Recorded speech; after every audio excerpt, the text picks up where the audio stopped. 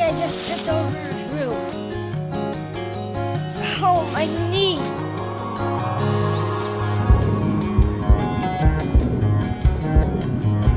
Your body is an incredible living system made up of billions of cells. We're following blood cells as they're propelled through a blood vessel toward the boy's injured knee. If you are hurt, your cells work together to repair the damage. They communicate using their own language of chemical signals. Now, we've arrived at the wound site. Blood cells are flowing out of the broken blood vessel ahead.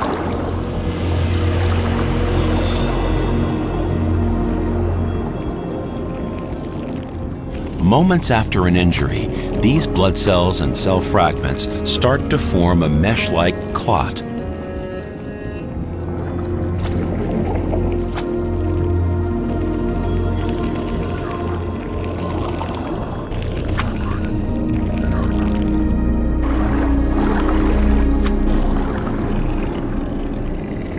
Many different types of cells are involved in tissue repair.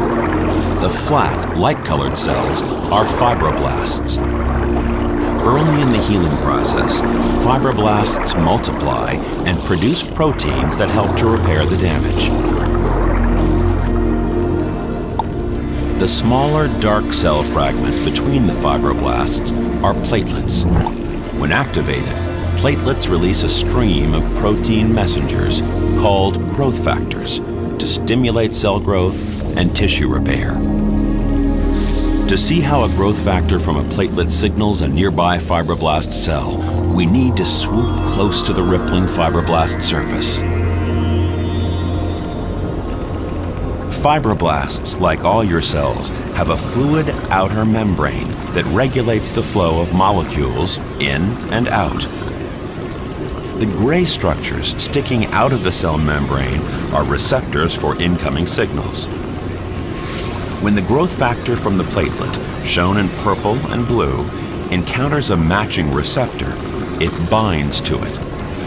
A second receptor protein joins in, making the growth factor fit like a key in a lock. The binding of the growth factor causes the receptor to change shape. This change in the protein conducts the signal through the membrane and into the cell's interior, the cytoplasm. You'll see this better from inside the cell.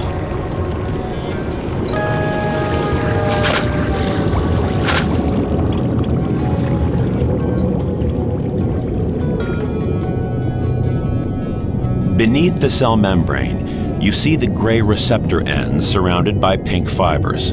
These structures help to give the cell its shape and a range of messenger proteins that will carry the signal through the cytoplasm. While active, as shown by the yellow flashes of light, the ends of the receptor interact with the messenger proteins.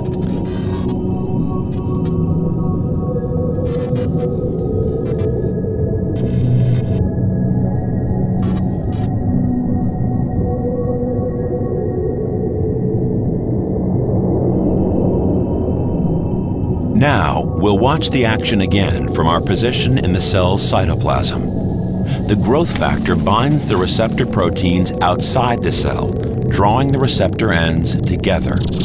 The signal is transmitted through the cell membrane, and each new protein is activated in turn. If you look closely, you can see the proteins change shape as they become activated with the signal.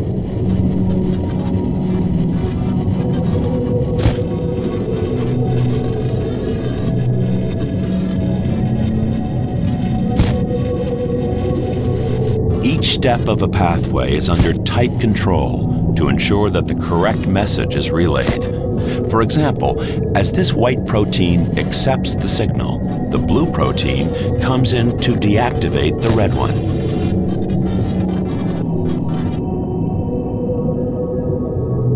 Let's follow the white protein on its journey through the cytoplasm toward the center of the cell.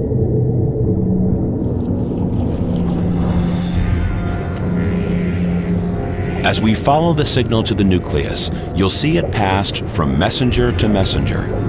The first exchange is with this brown protein. The second will be with a purple protein in a few seconds' time. Although we're only following one path, a single cell has many different ways to transmit signals through the cytoplasm. The fibers, shown in green, are part of the cytoskeleton. Like the pink fibers you saw before, these give the cell shape and help to organize its contents. Crawling along the fibers are motor proteins that reshape the cytoskeleton and help this fibroblast cell to move.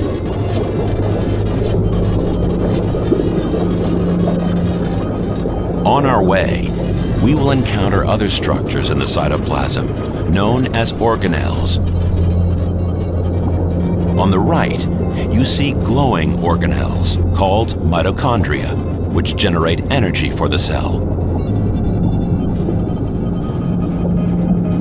The activated protein passes by a network of membranes, here in light brown, known as the endoplasmic reticulum. The protein is transported into the nucleus through a pore in the nuclear membrane.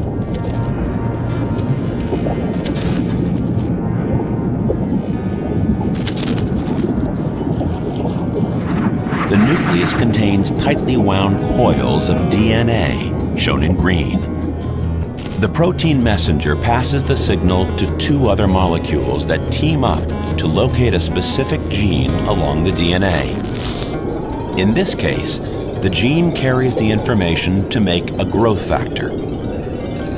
Other molecules then unwind a small section of the DNA molecule and allow an enzyme called RNA polymerase, shown in brown, to make an RNA copy of the gene. The copy, called messenger RNA, here in light green, is packaged with a set of carrier proteins and leaves the nucleus. The cell will use this copy to make the growth factor.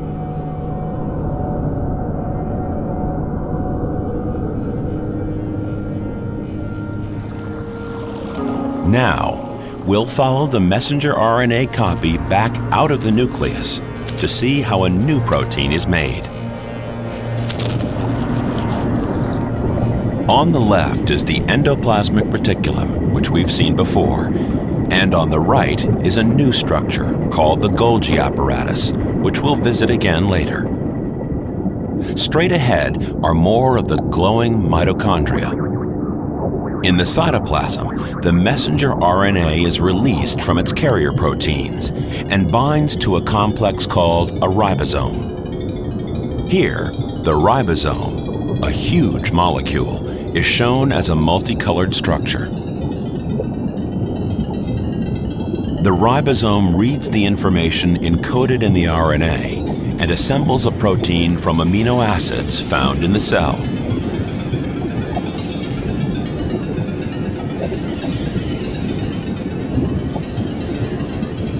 Many ribosomes can operate at the same time to make multiple copies of the protein.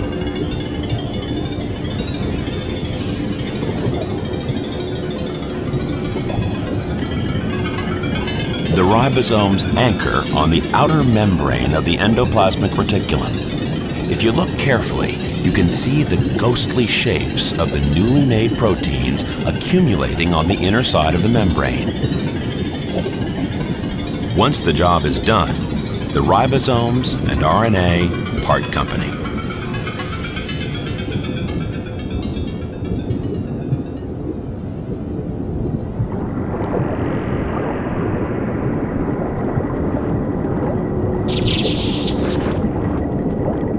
The newly made proteins leave the endoplasmic reticulum wrapped in a layer of membrane called a vesicle. They travel toward the Golgi apparatus on the right, where the proteins are modified and sorted for transport. The loops of the Golgi are busy with protein traffic moving in and out. The vesicle fuses with the membrane at one end of the Golgi, and a new vesicle containing the modified proteins is pinched off the other side. The new vesicle transports the proteins through the cytoplasm, delivering the proteins to where they are needed.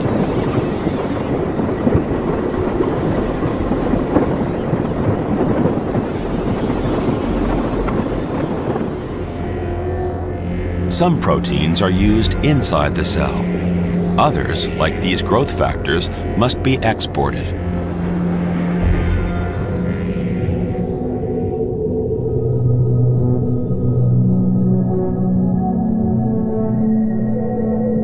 Here, the vesicle fuses with the cell membrane, dumping the proteins outside the cell.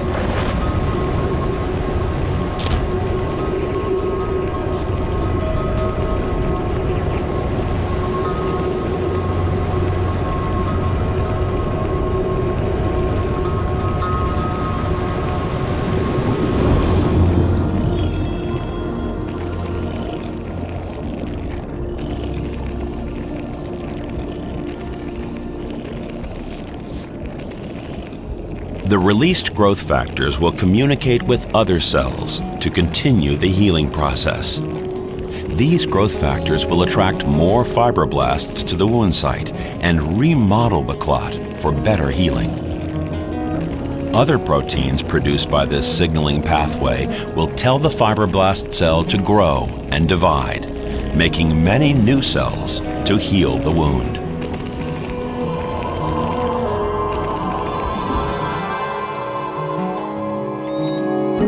With the cooperation of many different cells, damage to the injured knee can be quickly repaired.